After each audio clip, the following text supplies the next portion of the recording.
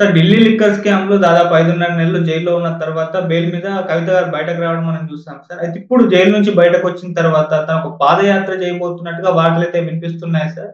So, మరి ఈ పాదయాత్ర తనకి ఏ విధంగా హెల్ప్ అవుతుంది? పార్టీకి ఏ విధంగా హెల్ప్ అవుతుంది? అసలు చేస్తున్నారా లేదా ఈ పాదయాత్ర? మీరేం చెప్తారు సార్ కవిత గారి పాదయాత్ర గురించి?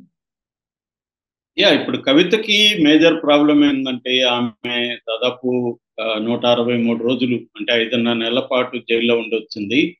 సో, కానీ తగినంత సింపతి తెలంగాణ సమాజంలో రాలేదు. అవి మామూలుగా వేరే వాళ్ళకి ఈ స్థాయిలో జైలుకెళ్ళొచ్చుంటే సింపతి బాగొచ్చేది. ముఖ్యంగా మహిళని ఇబ్బంది పెట్టారు. మనకి చంద్రబాబుని అరెస్ట్ చేసినప్పుడు సింపతి వచ్చింది. కానీ కవిత విషయంలో సింపతి రాలేదు. దీనికి కారణాలు ఏంటి అనేది వాళ్ళు విశ్లేషించుకుంటున్నట్టుగా తెలుస్తుంది. అట్లాగే దీని నుంచి ఇప్పుడు నెక్స్ట్ స్టెప్‌కి ఎళ్ళాలనుకున్నప్పుడు ఆహ్, తాను ఎక్కడో దాక్కోనో సైలెంట్‌గా ఉండిపోతే ప్రజల అభిప్రాయాలు ఇంకా గట్టిపడతాయి. ప్రతిపక్షాలు కూడా దీన్ని ప్రచారం చేస్తాయి. కాబట్టి ధైర్యంగా ప్రజల్లోకెళ్ళాలి. ప్రజలకు వాస్తవాలు తెలియజేయాలి.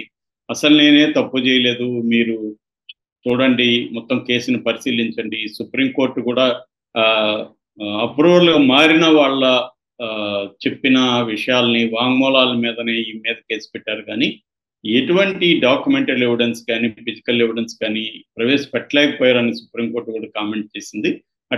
అట్లాగే ప్రొసీడింగ్స్ ఆఫ్ ద క్రైమ్ చేయడం వల్ల వీళ్ళకేమి లాభం వచ్చిందో దాన్ని మీరు ఎస్టాబ్లిష్ చేయలేకపోయారు. దానికి సంబంధించిన ఎవిడెన్స్ ఏమీ లేదు అనేది కూడా సుప్రీంకోర్టు చెప్పింది.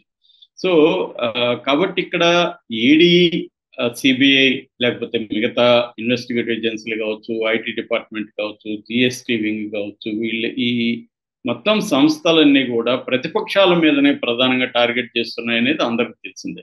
హ్మ్. అట్లాగే కేజ్రీవాల్ విషయంలో కూడా ఎలక్షన్ ముందే ఎందుకు చేశారు? దాదాపు 2 ఏళ్ళు అవుతూ ఉంటే కేసు పెట్టి ఎలక్షన్ ముందు కేజ్రీవాల్‌ని ఎందుకు అరెస్ట్ చేశారనేది కూడా సుప్రీంకోర్టు చెప్పింది. క్లియర్‌గా మోడీ ప్రభుత్వం 10 ఏళ్లలో ప్రతిపక్షాల్ని నిర్వీర్యం చేయడానికి, వాళ్ళని కంట్రోల్ చేయడానికి కేసులన్నీ వాడుతున్నాయి. మనకు తెలుసు మోడీతో అనుకూలంగా ఉంటే వాళ్ళ మీద కేసులు ఉండవు. ఉన్నా కూడా అవి క్లోజర్ పిటిషన్‌లేసి మూసేస్తారు. మనకి జగనే ఎగ్జాంపుల్ ఉన్నాడు కదా!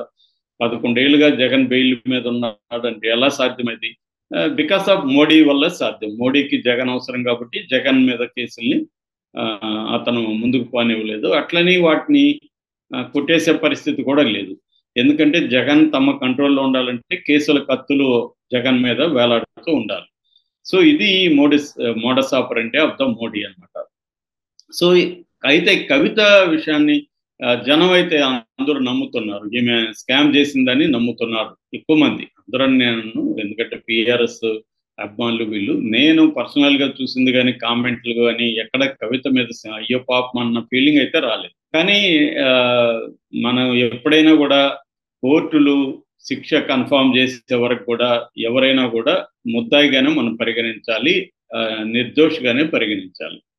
కాబట్టి అలిజిడ్‌లీ అక్యూజ్డ్ ఆమె. అంటే వాళ్ళు ఆమె నేరం చేసిందని ఆరోపించబడిన వ్యక్తి తప్ప, ఆమె నేరం చేసిందని కన్ఫర్మ్ అయితే కాలేదు. కాకపోతే సమాజంలో ఈ అభిప్రాయాలను ఎలా మార్చాలంటే, కవిత దూకుడుగా రంగంలోకి దిగాలి. పాదయాత్ర ద్వారా ప్రజలకు దగ్గరగా వెళ్ళొచ్చు. తన తనకేం జరిగింది? తనని ఎందుకు ఈ కేసులో ఇరికిచ్చారు?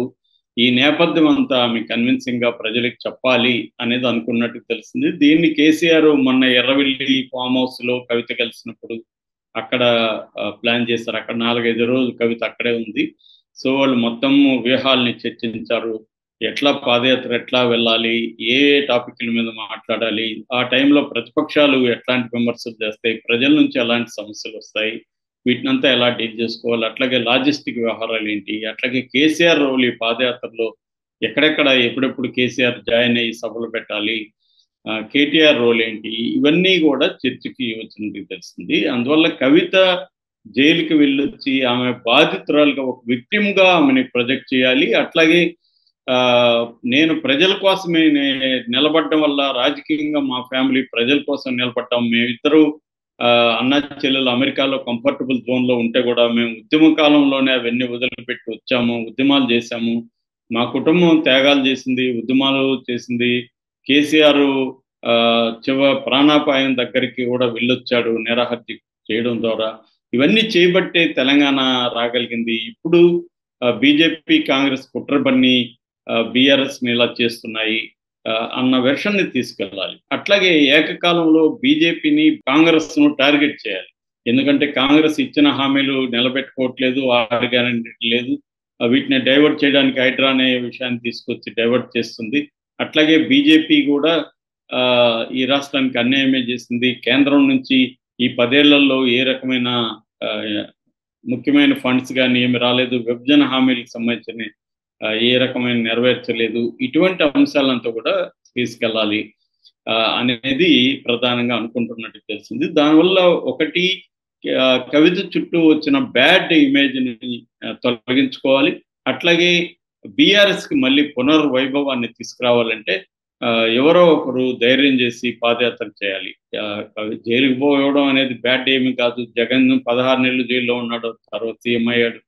చంద్రబాబు జైల్లో ఉన్నాడు, 50 రోజులు సీఎం అయ్యాడు. ఇప్పుడు కేజ్రీవాల్ జైల్లో ఉన్నాడు.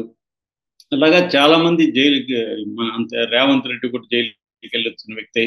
ఇలాగ జైలుకి వెళ్ళొచ్చినంత మాత్రాన వాళ్ళకేదో భవిష్యత్తు అంతమైపోయినట్టు కాదు. ధైర్యంగా ప్రజల్లోకి వెళ్ళి ప్రజలలో ఉండడం ద్వారానే మళ్ళీ మనం అధికారంలాగా రాగలం తప్ప ప్రజలకు దూరం అయ్యి ఇళ్లలో గెస్ట్ హౌస్లో కూర్చుంటే కాదు అనే విషయాన్ని వాళ్ళు అనుకున్నట్టుగా తెలిసిందే. అయితే కేసీఆర్ తన ఆరోగ్యం రీత్యా ఆయన ఫుల్గా యాక్టివ్గా తిరగలేడు కాబట్టి కవిత తిరిగితే కవితకి మంచి మాట్లాడే శక్తి ఉంది, మెమరీ బ్రహ్మాండంగా ఉంది. ఆమెకి తెలంగాణ సమాజానికి సంబంధించిన ఇన్ అండ్ అవుట్ సమస్యలు తెలుసు. అట్లాగే ఆమె పాదయాత్ర ద్వారా వెళ్ళడం వల్ల తెలంగాణ మహిళలకు దగ్గరయ్యే అవకాశం ఉంది.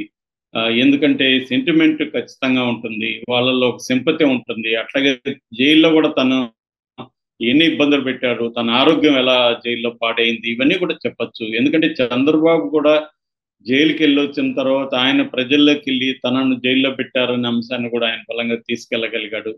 అంటే జగన్ తనని ఎలా వేధించాడనే విషయాన్ని చెప్పాడు. అలాగే ఈమె కూడా మోడీ ప్రభుత్వం తన ఎలా వేధించింది, బీజేపీ బీఆర్ఎస్ కుమ్మక్కు అవుతున్నాయని కాంగ్రెస్ ఎట్లా అబద్ధాలను ప్రచారం చేస్తుంది, ఈ అంశాలన్నింటినీ బలంగా తెలంగాణ సమాజంలో, గ్రామీణ సమాజంలో తీసుకెళ్లడం ద్వారా, ఎందుకంటే ఇప్పుడు బీఆర్ఎస్ కి అర్బన్ ప్రాంతాల్లో పట్టు బాగానే ఉంది, అర్బన్ ప్రాంతాల్లో ఓటు బ్యాంకు చుట్టూ చెదరలేదు, కానీ గ్రామీణ ప్రాంతాల్లోనే కాంగ్రెస్ వైపు మొగ్గు చూపారు. దానికి ప్రధాన కారణం బీఆర్ఎస్ చెప్పేది ఈ 6 హామీలు, మోసపూరిత హామీలు ఏవైతే ఉన్నాయో 6 గ్యారంటీలు, దానికి తెలంగాణ సమాజం మోసపోయిందని కేసీఆర్ కూడా చెప్పాడు. పాలిచ్చే గేదెను వదిలేసి దున్నపోతుని తెచ్చుకున్నారు మీరు అని కూడా కేసీఆర్ ఆవేదన వ్యక్తం చేశారు. అందుకని ఇప్పుడు కవిత జనంలోకి వెళ్ళడం ద్వారా ఎట్లాగైతే ఒకప్పుడు జగన్లో ఉండి ఆయన 3000 కిలోమీటర్ల పైన తిరిగి జగన్ ఎట్లాగైతే ప్రజల మన్నలను పొందాడో అట్లా తాను కూడా చేయొచ్చు. అట్లాగే ప్రజల నాడి కూడా తెలుస్తుంది. గ్రామ స్థాయిలో ప్రజలు ఏమనుకుంటున్నారు, వాళ్ళకి ఎలాంటి సమస్యలు ఉంటాయి, అవన్నీ తెలియడం ద్వారా వాళ్ళ ప్రజల ఆకాంక్షలు ఏంటి, వాళ్ళు ఏం కోరుకుంటున్నారు, అది తెలిస్తే మన వ్యూహాలను కూడా మార్చుకోవచ్చు అనేది కేసీఆర్ భావిస్తున్నట్టు తెలిసింది. మనకి ఈవెన్ లోకేష్ పాదయాత్ర వల్ల కూడా ఎంతో కొంత మేలు జరిగిందనే విశ్లేషణలు వస్తున్నాయి. ముఖ్యంగా లోకేష్ పని విధానంలో కావచ్చు, తను తాను ప్రజెంట్ చేసుకునే పద్ధతిలో కావచ్చు చాలా మార్పు వచ్చింది. ఇప్పుడు ఎవరు లోకేష్ ని పప్పు అని పిలిచే పరిస్థితి లేదు. అట్లాగే రాహుల్ గాంధీ భారత్ జోడో యాత్ర కూడా ఖచ్చితంగా ఫలితాలను ఇచ్చింది. అనుకున్న స్థాయిలో ఇవ్వకపోయినా